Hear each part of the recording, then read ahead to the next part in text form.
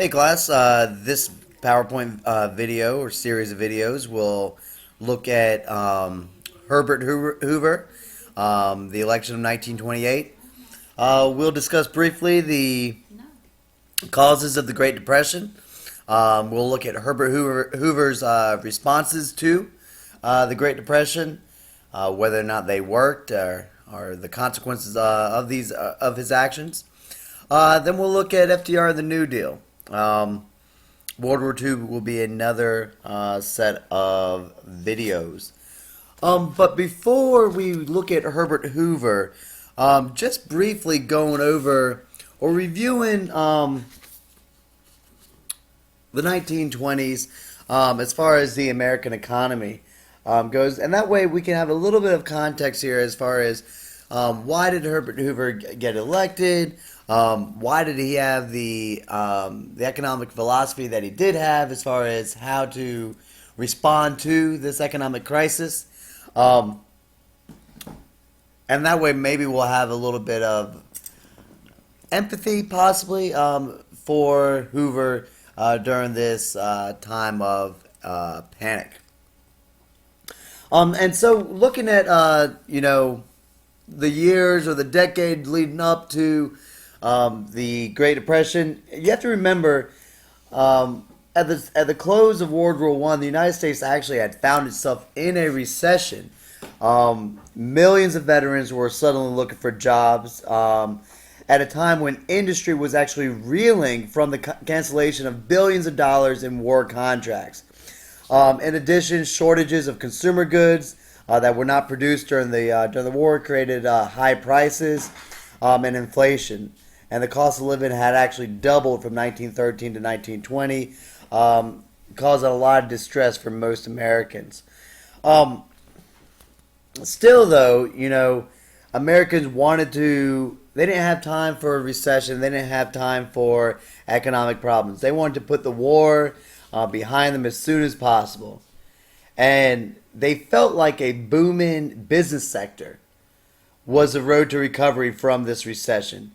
Anything that appeared to hamper business seemed unpatriotic and counterproductive.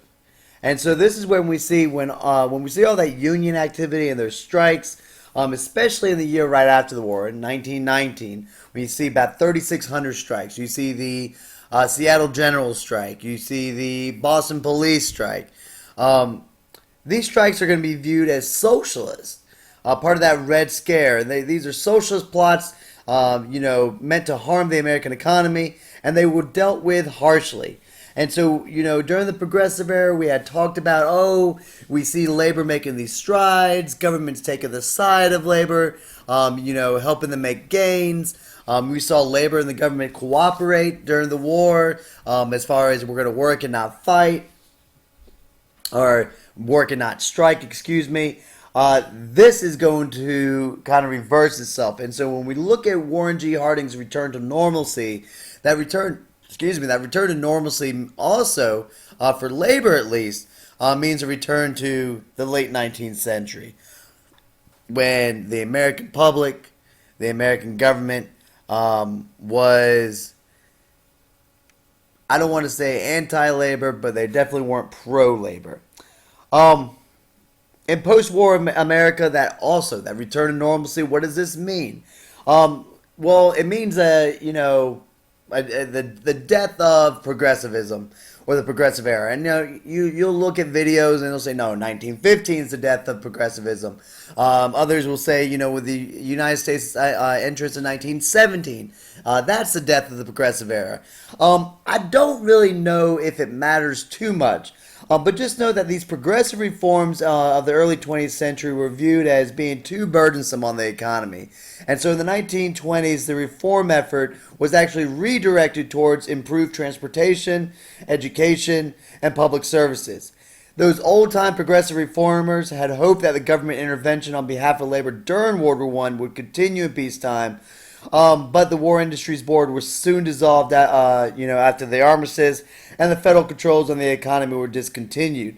And so you see here in the 1920s, voters are going to reject those progressive reformers in favor of of these Republican presidents who embrace laissez-faire policies.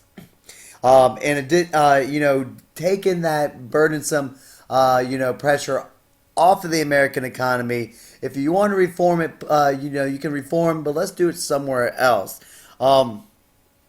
And so they embrace these laissez-faire, those hands-off economic policies. In addition to giving a free hand to business, America also returned to that whole idea of no foreign entanglements. We'll see the federal government in the 1920s adopt isolationist policies with regards to world affairs. We see Americans, to further this economic, to further this foreign or this isolationism,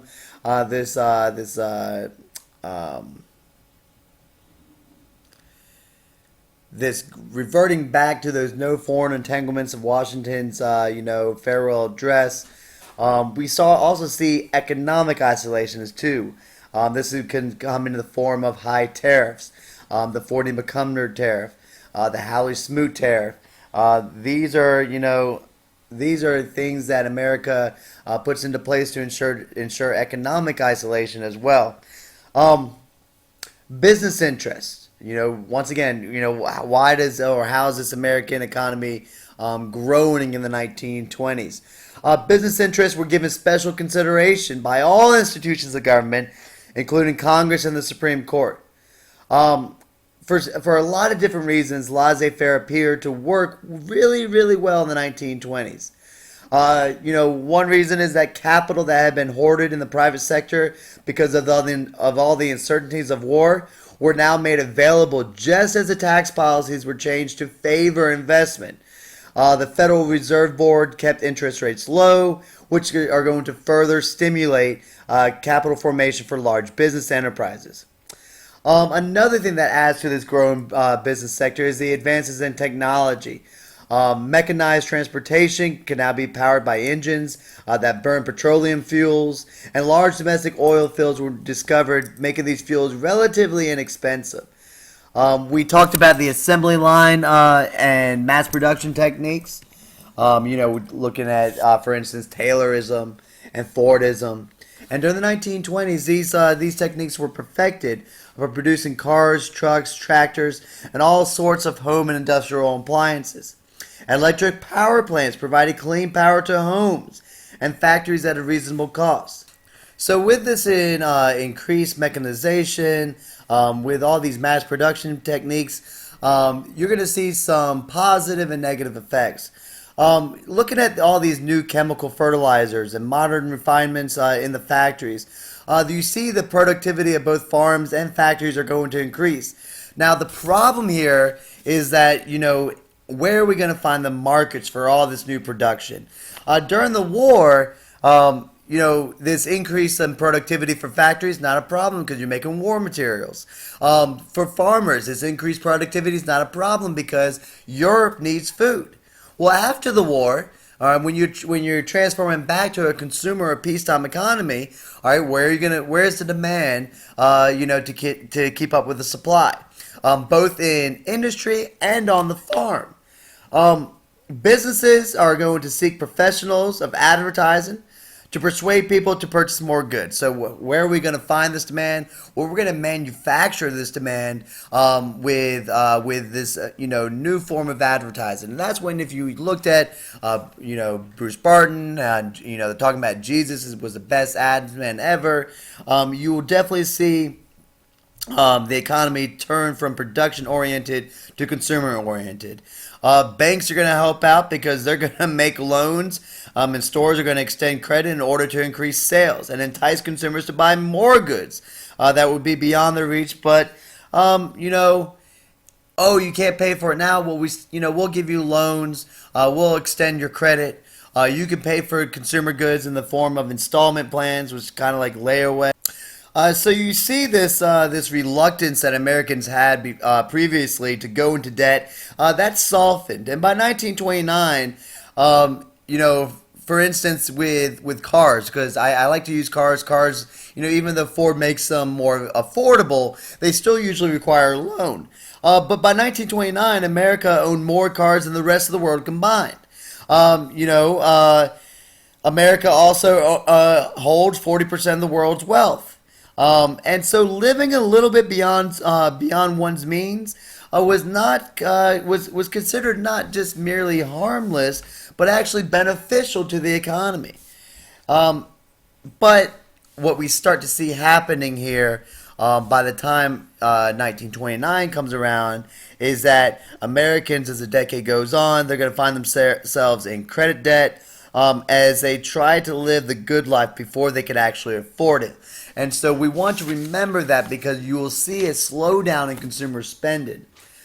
So what is government doing here with its laissez-faire approach? The major goal of government in the 1920s was to help business and industry operate with maximum efficiency. And it actually appeared to do this pretty well.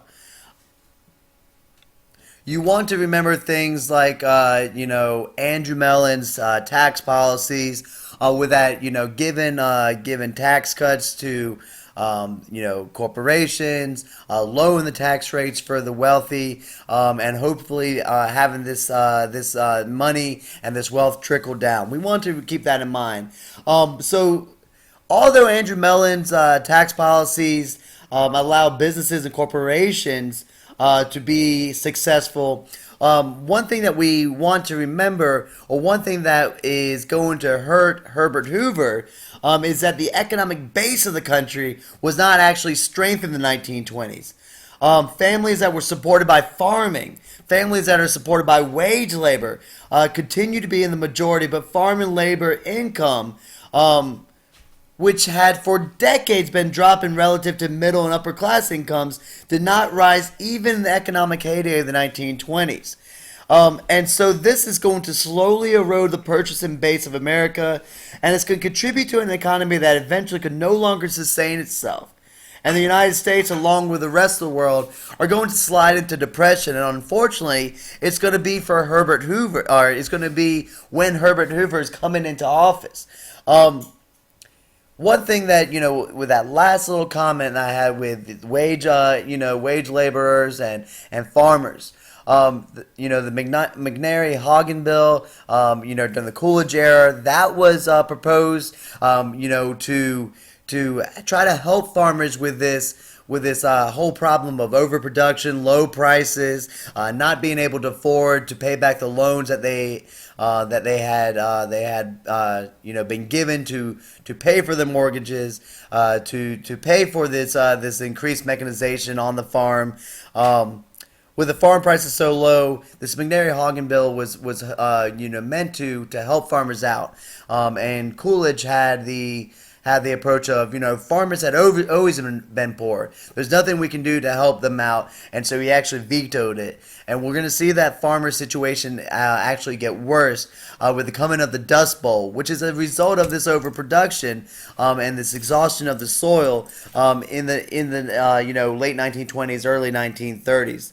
And so we really want to remember here that while things are looking good economically, there are going to be some major weaknesses that we'll talk about later. We will also see with his hands-off approach, and with business and industry operating with maximum efficiency, and with the stakes so high and opportunities everywhere to make money, there's going to be an incentive, to circumvent government restrictions for the purpose of profit. And you'll also start to see corruption in government becoming rampant as well. And you just want to think about, for instance, the Harding administration, was plagued by scandals such as the Teapot Dome scandal, where members of Harding's administration were found guilty of corruption and pocketing money for personal gain.